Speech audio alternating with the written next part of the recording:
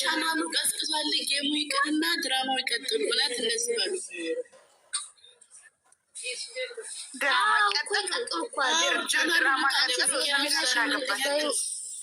በብሎክ እንዳልሽምሽ አንቺ ድንጋይ ቆሻሻ እስካሁን ድረስ ሚዲያ ሴት ይዞ መጥቶ ፕራንክ አድርጎታችሁ ኖሮ እስካሁን ድረስ ሚዲያ አንቃቃችሁ ነበር። እሷም ዛሬ ደስታዬ ነው። ውሸቴ ነኝ። ውሸት ነው የማወራው። ሰባ አላችሁ።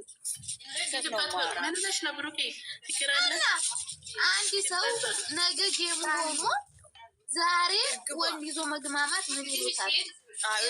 እስካሁን ድረስ እሱ ቢሆን ኖሮ ሚዲያውን ባንድ ማለት ዛሬ ማለት ነው። እሷ ባመጣችው እሱ ምን እየተባለ እግዚአብሔርን አናይም ብለው ማለት ነው። እንኳን አመጣኝ ባላትስ ታጠቀ ምንም አታመጪ ያንዳንቺ ማለት ነው። ድማታሙ እሷ እኮ ነው ፕራንክ ያደረገችው። የዛሬ ቀን ማይሚ ፕራንክ አድርጋለች። ማይሚ እኮ ነው እሷ ናት ያደረገችው አይደለም። እሷ አላረገ ይጣመሩ። እኔ እውነት እናውራ ከተባለ ሊመጣ ስለማልፈልግ ነው። ሶስተኛ ወገን አሁን ከገመጣ ድራማ ይቀጥላል። ታያላችሁ። በዚህ የተነሳ ነገ ብሩኬ አልፈልግም ይላል። በከዛም ድራማ ይቀጥላል። በቃ የኛ ወንድም መሄድ አለበት። ነገ ሂድበት። ይቅርታ ማለት የለበትም ጌታ። እኔም ድራማ የጀምሩ እኮ ብዬ ነበር፣ ወስኜ ነበር። ቻናል ቀዝቅዟል ቪዲዮ እያልኩ ነው።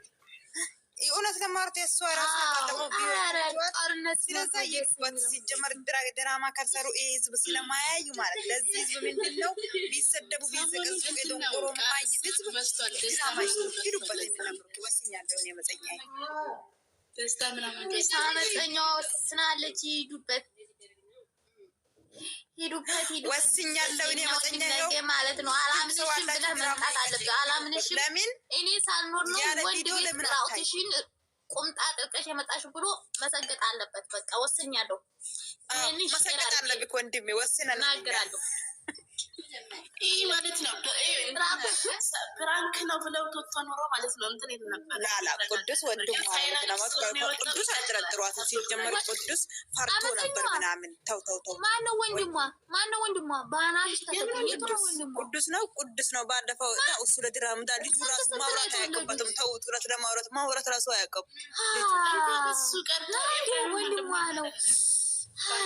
ወንድሟ ያ ፈርቶ ነበር። እኔ ቆርጬ የምጥቼ ከተፋፖስ ተርጌዋለሁ። ገብታችሁ ማየት ትችላላችሁ። ወንድሟ ነው እውነት። በእናት ነው በአባት። እስቲ ንገሪ እባክሽ። አንድ ሰው ወንድም ለመሆን እኮ መወለድ ቋንቋ ነው ይባላል። በአንድ እናት ብቻ ለመወለድ አይደለም። ገባችሁ? አንድ ሰው ጥሩ ከሆነኝ እኔ ወንድም አሁን ወንድማችን እናያለን።